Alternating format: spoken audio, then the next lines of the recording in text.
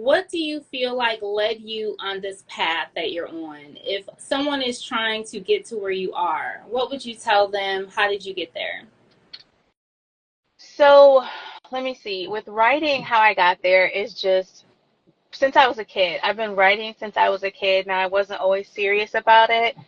And I also didn't always know that I should be a writer. So I think the most important thing about finding your path is kind of really understanding your talents, like your gifts, your talents, and then believing in yourself. You not only believing in yourself, but having other people believe in you. I think that is the most important thing to being let me see, to being and using your creative gifts, or even, I mean, we can take it a step further and just say this is anything that has been gifted to you from the source, whatever you believe in, whether that's God or the universe or anything like that. But that's how I got on my path, is kind of just finally believing in myself enough to say, hey, I think I really want to try this writing thing out and go for it. Um, I had a few like family members that also like, I just kind of sent them my draft book and was like, "What do y'all think?" And they're like, "I love it." And that was really the pushes that I needed to continue on. As far as publishing goes, I got started on that because I wanted to open up a writer center. And long story short, I couldn't open up the writer center because that was the same year that COVID kind of came about. So the purpose of the writer center was always going to be like at some point to publish the stories of the writers in the writer center.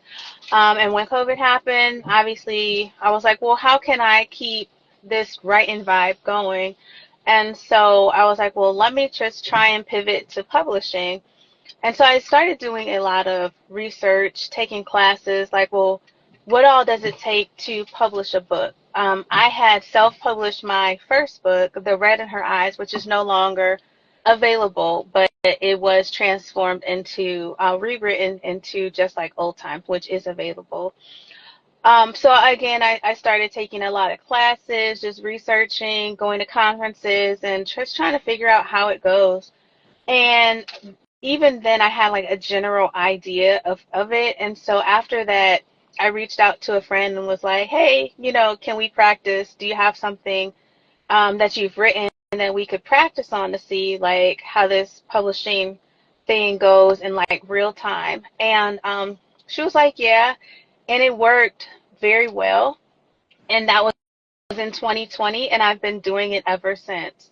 So that's kind of like a long answer to what or to how to get, to how to get in your purpose and be a publisher. But yeah, that's just my story. My story's long, so. So funny. Now, did you always see yourself as a creative? Because your background is in business like mine, right?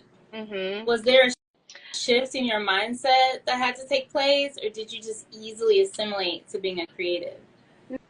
No, so I wouldn't say that I always considered myself a creative. And even like, so if I take myself back to high school, I remember trying to write some poetry, and I found that poetry many years later, and it was just awful. And I don't know why I thought I could write poetry. And so, like, even back in high school, I'll say, oh, yeah, maybe I thought I could be a writer. But then it was like reality hit, and people are like, well, what are you doing after high school? And the only answer was really like, well, I got to go to college. But I couldn't afford to go to college, so I joined the Army, Was which it paid for. ROTC? Did Say you do what? ROTC? No, Okay. no, I did the Army Reserves. So, which basically the Army Reserves is like a part-time Army person. So I went to basic training and everything. I went to Fort Jackson for my training, and then I went to Fort Lee in Virginia for my job training. And then after that, you get to be like a part-time military person. And so I did like 1 week in a month and the 2 weeks during the summer to like train and stay up to date on like Army things. Um, so after that, I started college, and there was nothing creative about anything that I was doing. I was really just trying to make sure that I could afford to live. And so I bounced around from a few different majors, ended up on in accounting, and I also ended up having my oldest daughter. And so really that was another push. Like, there's no time to be a creative when you have a kid. Like, you don't have a choice. It is all business from there. And so I stayed in accounting. It wasn't until I think my senior year, junior or senior year of college, and I was going to college full time, but I was going in evening weekend classes because I worked during the day. And so it was during those classes where I was just like so bored in the classes that I started writing my first novel. And so that's how I got back into like the creative process of just being a writer. It was in your accounting classes? Yeah, girl, I was bored. You sound like me. And, I wrote my first book at work because I was bored. see, yeah, see, I don't know, like what they be thinking. Like, you can't. I think the issue with creatives is that if they are not doing something to really like, Simulate. yeah, stimulate their creativity, they're gonna figure out a way to stimulate it on their own. Like, you cannot put a creative in a classroom and be like, sit down and listen to somebody talk about numbers or I don't know. And I say that because there were some classes that I actually enjoyed. But accounting was not one of them. I just happened to have my background in accounting because that's the degree. I was like, well, if I need to make money, I know I can make money as an accountant, and that's what I stuck with. Gotcha. I definitely, so my MBA is in accounting, Mhm. but I really struggled with accounting in undergrad. It was like Chinese. I didn't understand it Yeah. at all. So Yeah. going back to the faith walk for me, and it really was a supernatural experience to do well when it was horrible. But I Yeah. couldn't get any open doors. There were no open doors. And that's when I started looking elsewhere. And I already was a published author by that time. Mhm. But there was so much of a standstill in my career, and I feel like that is God putting those blocks to trying to show you, go this way, you trying to go this way. Mhm. So even though I did enjoy it for a season, and I still do it for my business, as I'm sure you do, Mhm. I've never felt fulfilled in Yeah. anything other than creating and writing. Like, Yeah. I've enjoyed other seasons, and I like my type A left brain linear side, but Mhm. fulfillment and passion and falling in love, all of that came through writing. Right. Right. Yeah. Mhm. So, how would you define success, and do you feel successful? So I've had this question with a few different people, and I think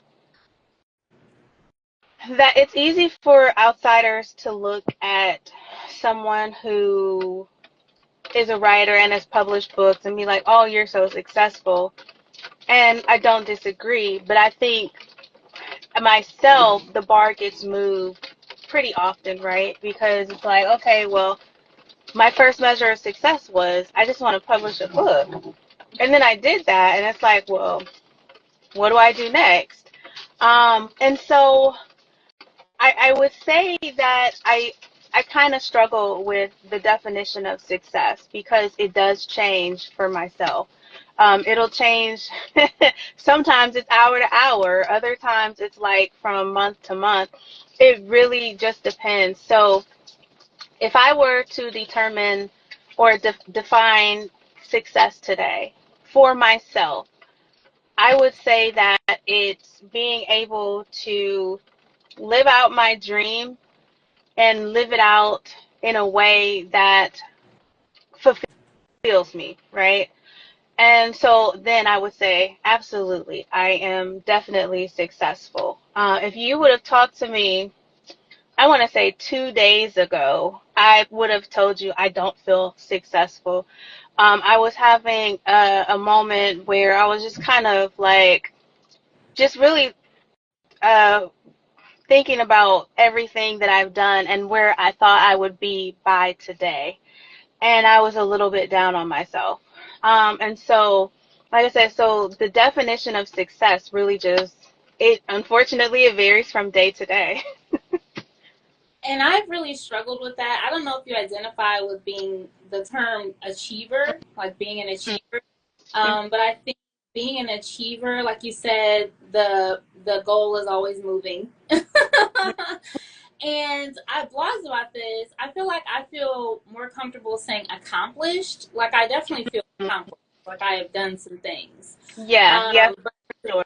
success, I don't feel like I'm there yet. A level, I guess, you know. Yeah, yeah. But where I believe I'm going and where I want to go, I don't think I'm there yet. Does that kind of resonate with you? Yes, absolutely, absolutely. I'm right there with you. Well, Cori, I really appreciate giving us the little nuggets in your background. We will look forward to hearing more from you at our next Girl Talk. You Yes, are a newbie, so I'm excited to have you, especially right yeah, before you move. I was like, well, yeah. that's right on time. Right Um, on time. Yeah. so for those of you who still have not gotten your tickets, they are $10 on Eventbrite, 15 at the door. We will be at Ink Therapy Studio next Sunday, 6 to 9 p.m. Come through. It's going to be a good time. We'll have some food. We'll have some drinks. We'll have some good conversation and networking. Cori, is there anything else you want to share?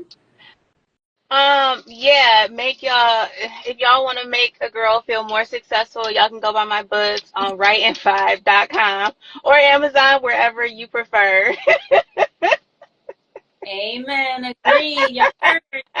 Support the authors. All right. Yeah. We'll see you on Sunday. Thank you, Cori. All right, Bye bye-bye. bye.